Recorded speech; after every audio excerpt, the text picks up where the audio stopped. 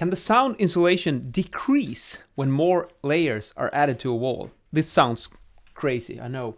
It's not intuitive at all, but this is actually something that can happen. And let me show you. Here's an example. We got a concrete wall, homogeneous concrete, 150 millimeter, and it looks like this. So what I mean when we add more layers, we do something like this. We add a wooden frame with a layer of gypsum and some mineral wool.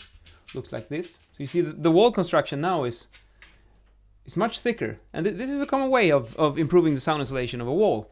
You just need to make sure that these beams are not connected to the original wall, because then you will lose a lot of sound insulation. But anyways, now to take a look at this, the crazy part. Down here we have sound insulation in different frequencies. Hey, you see, my dog is eating my computer. Anyways, here are sound insulation for different frequencies. So here you got high frequencies, typically like speech, and down here you got sound insulation for when the neighbor is using his subwoofer with the music, for instance. That would end up in here.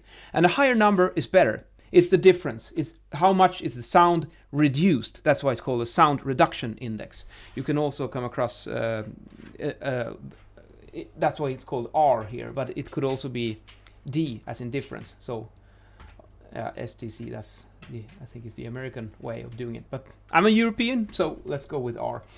Anyways, you got here 40 to 45-ish in the low frequency region. And now we add this second layer. Look at what happens. It decreases.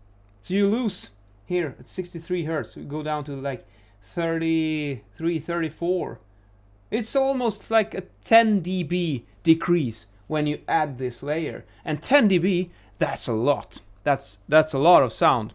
It's we usually talk about what is perceived as a doubling or halving of sound, perceived sound pressure level. So if you increase a sound by 10 dB, you're going to perceive it likely as at least twice as much. So this is quite a lot. But then on the other hand, you see here that the rest of the frequency spectrum, you get a massive improvement when you add this additional layer. So I thought of this analogy on how you could describe this. This would be the equivalent, I think, if you had a pair of sunglasses. And then these sunglasses, they would reduce the incoming light to your eyes for all the colors except one color, red, for instance. The color red instead, that is increased, so it becomes stronger when you put on the glasses, and all the other colors are reduced. That's kind of what happens here when you add this additional layer on the wall.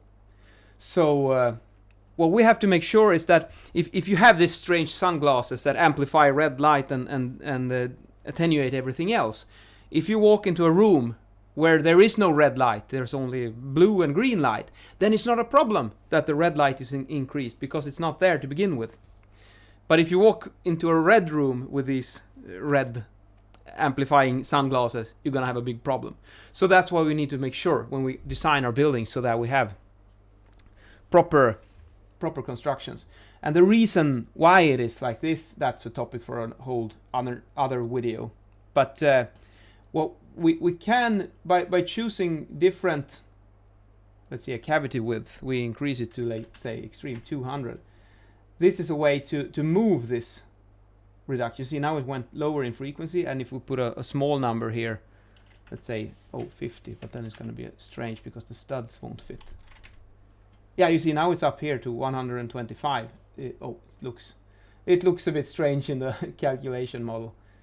It shouldn't be like so. It should be at least 50, I think. Yeah.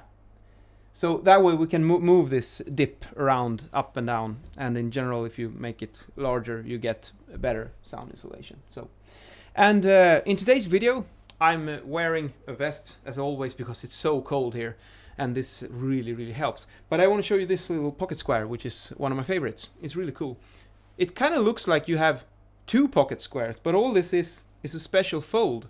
And if you fold them in a special way, you can achieve an effect like this, but it actually looks like so. And that's pretty cool. You can do a lot with different folds on pocket squares. So I'll see you guys soon again. And I'd love to take some questions if you have any, because it's more fun to answer real questions from real people, because then I know I will help someone out there. Have a nice evening or day wherever you are. See ya.